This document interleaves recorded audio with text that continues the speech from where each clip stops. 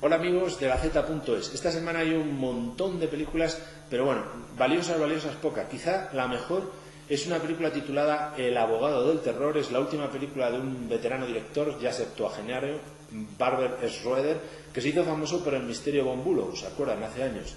Ahora retorna a sus raíces, porque él empezó en el documental. Ha hecho un documental El abogado del terror, que es enormemente inquietante, porque sigue los pasos de un abogado francés bastante famoso, llamado Jacques Vergès, que se hizo famoso sobre todo porque defendió, entre otros, al nazi Klaus Barbie. Bueno, ha defendido al nazi Klaus Barbie, a un montón de terroristas de la Madden-Meinhof, a dictadores de todo tipo de pelajes.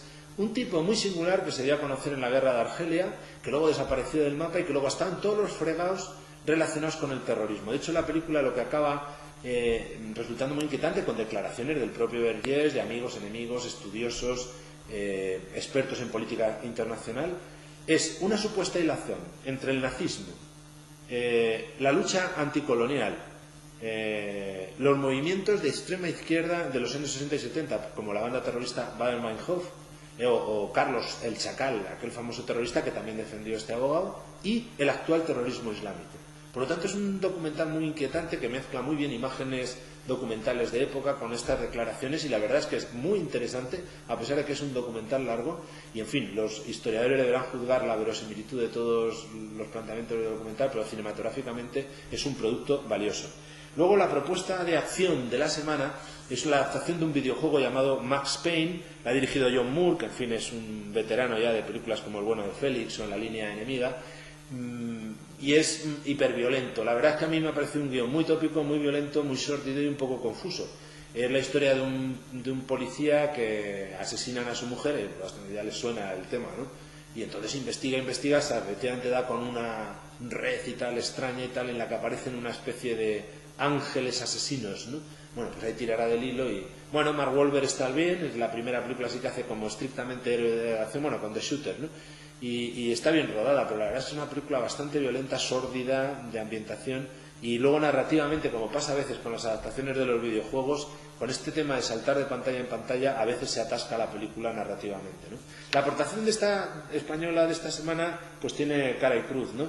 Tiene por un lado cara, vamos a empezar por lo bueno, que es una película de animación llamada RH, El vampiro de Sevilla, dirigida por Antonio Zurera de Milímetros, un animador ya veterano, que aquí se ha lanzado una película que suple la escasez de medios con una imaginación desbordante y un buen tratamiento tanto de la animación de los personajes como de los fondos.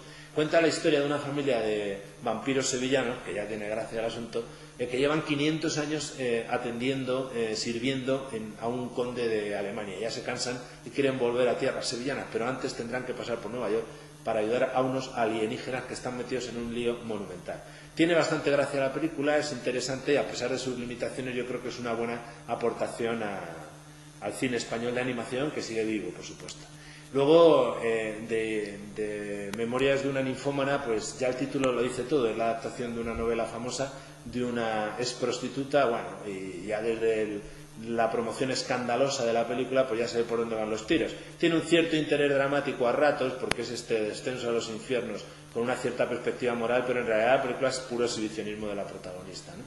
Y luego también es enormemente polémica, muy discutible, y yo creo que una propuesta no solo fallida, sino cruel, Camino, de Javier Fesser, que ya fue muy polémica en el Festival de San Sebastián, y que caricaturiza totalmente una historia real preciosa, la de Alexia González Barros, una niña que murió en el año 85 con 14 años de edad como consecuencia de un tumor cerebral, y que bueno, pues llevó la enfermedad con tal alegría, con tal entereza y con tal visión sobrenatural que se inició su proceso de beatificación. Él leyó ese libro, el primer libro que se escribió sobre ella, escrito por una monja teresiana de su colegio, y le ha dado la vuelta totalmente. O sea, ha conseguido hacer un panfleto ateo de esa historia, ¿no? Deformando totalmente la motivación de la niña, que en realidad no habla con Jesucristo, sino con un niño de su clase que se llama Jesús, deformando el papel del padre, que era una persona piadosísima y que acabó siendo miembro del Opus Dei, y convirtiéndole la película en una especie de dudoso, agnóstico y tal, que se opone a las intrigas de su mujer, que es supernumeraria del Opus Dei, que impide que Alexia, no, en este caso Camino, que es como se llama la niña,